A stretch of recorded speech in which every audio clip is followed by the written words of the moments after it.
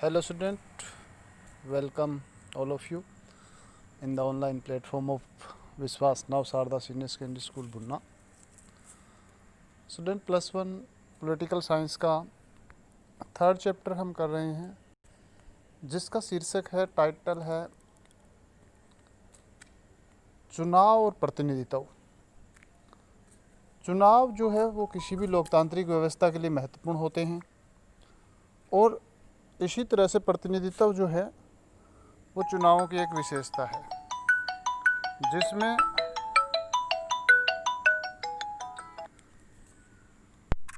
जिसमें लोकतांत्रिक व्यवस्थाएं जो है वो चुनाव करवाती है। अब चुनाव जो है उनके लिए महत्वपूर्ण ये है कि लोकतंत्र जो है वो चुनाव के बिना संभव नहीं है। इस लेसन में हम ये पढ़ रहे हैं।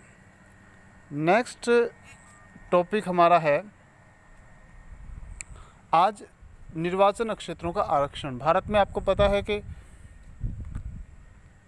सबसे आगे रहने वाले की जीत प्रणाली अपनाई गई है। तो निर्वाचन क्षेत्रों का आरक्षण क्या है और किस प्रकार से ये होता है, इसके बारे में हम आज डिस्कस करेंगे। भारत में सर्वाधिक मत से जीत प्राप्त करने वाले की प्रणाली अपनाई गई है, जिसके तहत उस व्यक्ति का निर्वाचन होता है जो अपने निर्वाचन क्षेत्र में सबसे ज़्यादा वोट प्राप्त करता है, तो उस व्यक्ति को विजयी घोषित किया जाता है। इससे क्या होता है, छोटे छोटे समूहों को अहित हो जाता है। अहित होने का मतलब है कि छोटे समूहों को प्रतिनिधित्व नहीं मिलता। मान लिया किसी छोटे समूह के लोगों की जनसंख्या काफ़ी कम है, तो उनका प्रतिनिधि खड़ा है तो वो नहीं जीत पाएगा, तो इसलिए प्रतिनिधित्व नहीं हो पाता।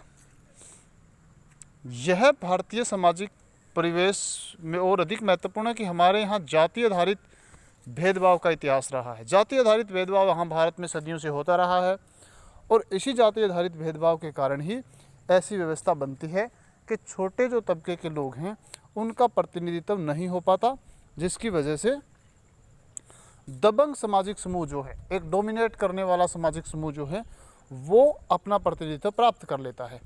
हमारे संविधान निर्माताओं ने इस कठिनाई से वाकिफ थे और ऐसे में दलित पीड़न सामाजिक समूहों के लिए उचित और न्यायपूर्ण प्रतिनिधित्व सुनिश्चित करने की आवश्यकता समझते थे।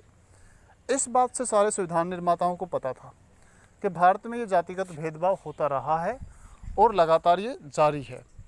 तो ये जो भेदभाव है इसे मिटाने के लिए उन्होंने दलित वर्ग के लोगों के लिए विशेष निर्वाचन क्षेत्रों की व्यवस्था संविधान में कर दी। स्वतंत्रता के पूर्व इस विषय पर बहस हुई थी कि ब्रिटिश सरकार ने पृथक निर्वाचन मंडल की शुरुआत की। इसका अर्थ है कि समुदाय के प्रतिनिधियों का चुनाव होगा। तो उसका अर्थ यह है था कि किसी समुदाय के प्रतिनिधित्व के चुनाव में केवल उसी समुदाय के लोग वोट डाल सकेंगे, लेकिन वर्तमान समय में जो है वो इस प्रकार की व्यवस्था नहीं है। यहाँ पर जो संविधान सभा के सदस्य थे उनका विचार था कि यह व्यवस्था हमारे उद्देश्य को पूरा नहीं करेगी, इसलिए आरक्षित निर्वाचन क्षेत्रों की व्यवस्था की गई। अब आरक्षित निर्वाचन क्षेत्र है क्या? किसी निर्वाचन क्षेत्र के सभी मतदाता वोट तो डालेंगे, लेकिन प्रत्याशी केवल उसी सामाजिक वर्ग का होगा जिसके लिए वह सीट सुरक्षित है। यानी कि कोई भी मतदाता होगा वो उस व्यक्ति को ही वोट डालेगा वहाँ पर, क्योंकि उस निर्वाचन क्षेत्र से सभी उम्मीदवार जो हैं वो उसी जाति के या उसी वर्ग विशेष के प्रत्याशी होंगे। तो उनमें से ही किसी मतदाता को वोट डालना है जिनके लिए ये सीट रिजर्व होगी। इसे आरक्षित क्षेत्र कहा गया, यानी कि आरक्षित सीट कही जाती है। यानी कि अगर एससी के लिए आरक्षित है तो उस निर्वाचन क्षेत्र से केवल एससी के उम्मीदवार होंगे, एसटी के लिए है तो एसटी के उम्मीदवार होंगे। ऐसा इसलिए किया गया कि हमारे निर्वाचन क्षेत्र जो हैं उनमें सभी को प्रतिनिधित्व प्राप्त कर लिया जाए, मिल जाए।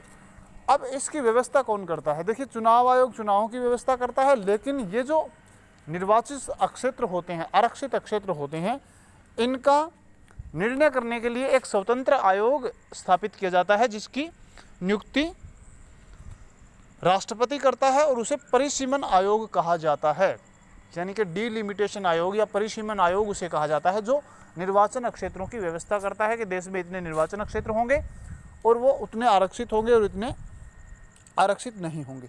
इसमें हमारे देश में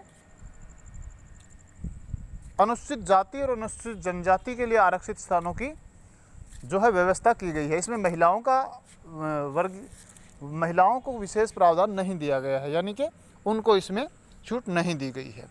तो यह है आपका चुनाव में प्रतिनिधित्व, यानी कि उन रिजर्व कैटेगरीज के लोगों को प्रतिनिधित्व जिनको किसी कारण से प्रतिनिधित्व नहीं मिल पाता है।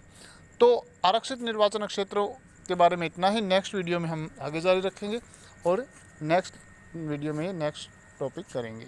Thank you.